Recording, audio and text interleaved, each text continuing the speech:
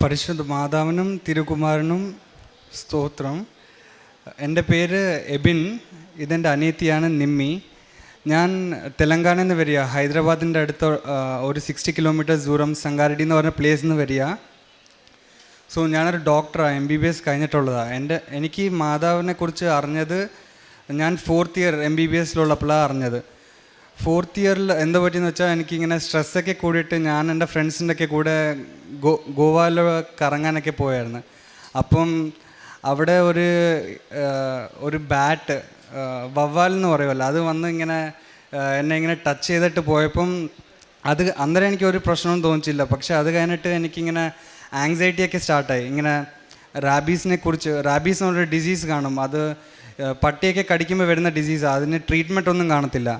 So അങ്ങനത്തെ ഇന്ത്യയിൽ അത് കോമൺ അല്ല, ബാറ്റ് ബൈറ്റ് കൊണ്ട് ഇന്ത്യയിൽ അത് കോമൺ അല്ലെങ്കിലും US rabies is one of the leading. Bat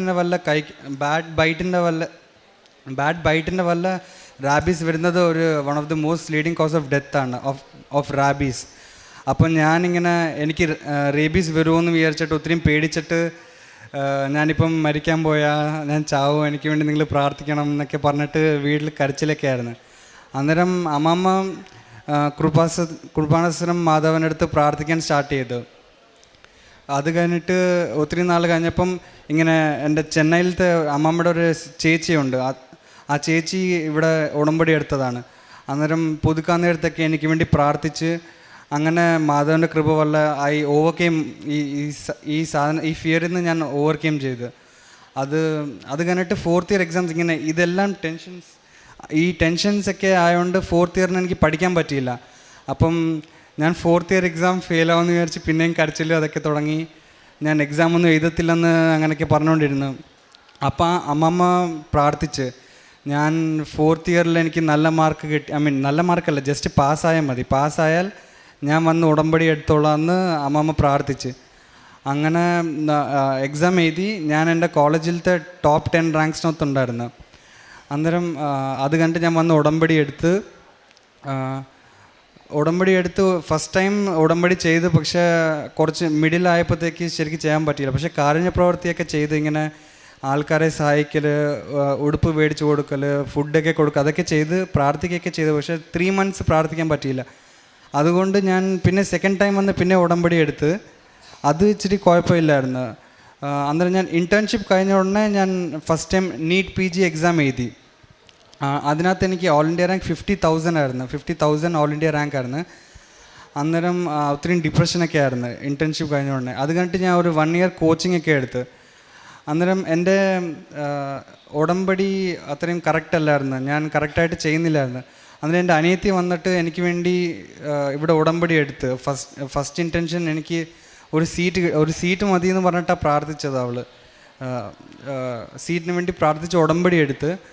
എന്നിട്ട് ഞാൻ NEET എക്സാം എഴുതാൻ പോയി. അപ്പം പോകുന്നന്ന് രാവിലെ നല്ലപോലെ കൺഫെഷനൊക്കെ ചെയ്ത് കുർബാനൊക്കെ എടുത്തിട്ട് സൺഡേ ആയിരുന്നു എക്സാം. എനിക്ക് പിന്നെ സെക്കൻഡ് ഷിഫ്റ്റ് ആയിരുന്നു, ഈവനിങ് 3:30 എക്സാം തുടങ്ങുന്നത്. അതുകൊണ്ട് രാവിലെ കുർബാനക്കൊക്കെ പോകാൻ പറ്റി. കുർബാന എടുത്തിട്ട് എൻ്റെ അടുത്ത് കാശ് രൂപം പോയായിരുന്നു, എൻ്റെ കാശ് രൂപം. അന്നേരം എൻ്റെ പെങ്ങളുടെ കാശ് രൂപം എൻ്റെ കൈ പിടിച്ചുകൊണ്ട് പ്രാർത്ഥിച്ചുകൊണ്ടൊക്കെയാണ് പോയത്. അന്നേരം എക്സാമിനേഷൻ ഹാളിൽ എങ്ങനെയെന്ന് വെച്ചാൽ നമ്മൾ ഒരു ഓർണമെൻറ്റ്സും ഇട്ടുകൂടാ, റോസറി ആയാലും ഒന്നും ഇട്ടുകൂടാ, റിലീജിയൻസിൻ്റെ ആയാലും ഒന്നും ഇട്ടുകൂടാ, നമ്മൾ കയ്യിലോ നെക്കിലോ ഒന്നും. സോ എല്ലാം ഊരി മാറ്റി വെച്ചിട്ട് പോയപ്പം എനിക്ക് കിട്ടിയ കമ്പ്യൂട്ടറിനകത്ത് മൊത്തം ഹിന്ദുക്കളുടെ ഒരു ഹിന്ദു ഐഡൽസിൻ്റെ പേരും അതൊക്കെയായിരുന്നു. അന്നേരം എനിക്ക് ഒത്തിരി വിഷമം തോന്നിച്ച്, മാധവ് ഈ എക്സാമും പൊട്ടുമോ എന്ന് പറഞ്ഞ് ഒരു വിഷമം തോന്നിച്ച്. അന്നേരം എൻ്റെ ഹാൾ ടിക്കറ്റിൽ നോക്കിയപ്പോഴാണ് എൻ്റെ പാസ്പോർട്ട് സൈസ് ഫോട്ടോ എടുത്തേക്കുന്നതിനകത്ത് ഈ കൊന്ത ഉണ്ടായിരുന്നു. കൊന്തനകത്ത് നിന്ന് മാധവൻ്റെ ഫോട്ടോ ഇങ്ങനെ പുറത്തോട്ട് കാണുന്നുണ്ടായിരുന്നു. സോ ഹാൾ ടിക്കറ്റിനകത്ത് എനിക്ക് മാധവൻ്റെ ഫോട്ടോ കാണാമായിരുന്നു. സോ അന്നേരം എനിക്ക് ഒത്തിരി ധൈര്യം തോന്നിച്ച്. ഫസ്റ്റ് ടൈം ആയിരുന്നു എനിക്ക് അത്രയും ധൈര്യം തോന്നിക്കുന്നത്.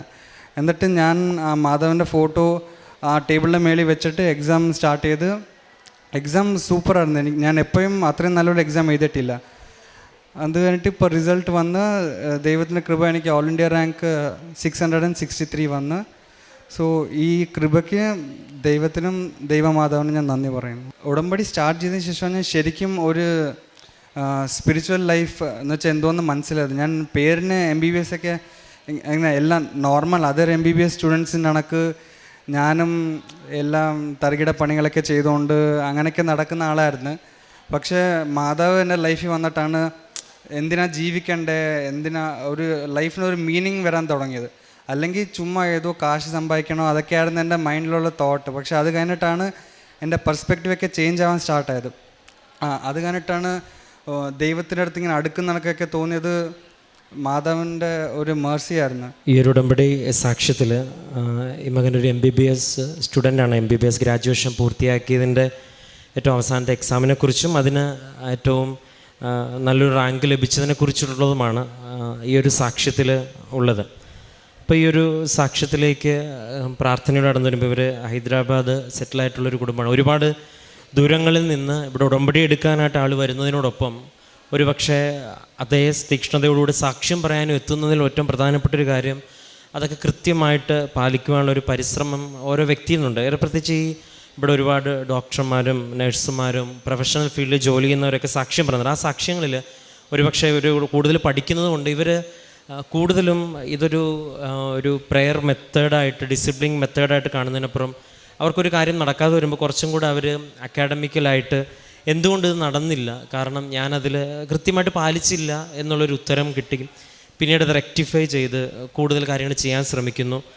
ഒരുപക്ഷെ പരിശുദ്ധ അമ്മ ഇപ്പോൾ ഈ ദിവസങ്ങളിലൊക്കെയും അല്ലെങ്കിൽ ഇപ്പോൾ കുറേ നാളുകളായിട്ട് ഒരുപാട് യുവജനങ്ങളായിട്ടുള്ളവർ ഈ അൾത്താരയിൽ ഓരോ അമ്മ സഹായിക്കുന്നുണ്ട്. ഒരു പക്ഷേ അവർ വിശ്വാസത്തിൽ ഒരു സ്റ്റെപ്പ് എടുത്ത് വെക്കാമെന്ന് ചിന്തിക്കുമ്പോൾ തന്നെ മാതാവ് അവരെ സ്വന്തമാക്കുന്നു. കാരണം ഈ ഒരു കാലഘട്ടത്തിൽ ഈ മൈക്കെടുത്ത് വെച്ച് ഇത്രയും പേരുടെ മുമ്പിൽ ഇപ്പോഴും അതിനുശേഷം ഭാവിയിൽ അനേകായിരങ്ങളുടെ മുമ്പിൽ ദൈവത്തിനെക്കുറിച്ച് അത് കേട്ടറിവല്ലല്ലോ, സ്വന്തം അനുഭവത്തിൽ നിന്ന് സമർത്ഥിക്കുക, പറയുക എന്നൊക്കെ പറയണത് അത് വലിയൊരു ദൈവാത്ഭുതവും ദൈവാനുഗ്രഹമാണെന്നും നമുക്കെല്ലാവർക്കും നമ്മുടെ എല്ലാവർക്കും അറിയാവുന്നൊരു സത്യമാണ്. അപ്പോൾ ആ ഒരു സമയത്ത് ഒരു കാര്യം പറയുന്നു, ആ വിഷയത്തിൽ ദൈവം ഇടപെട്ടതിനെക്കുറിച്ച് പറയുന്നു.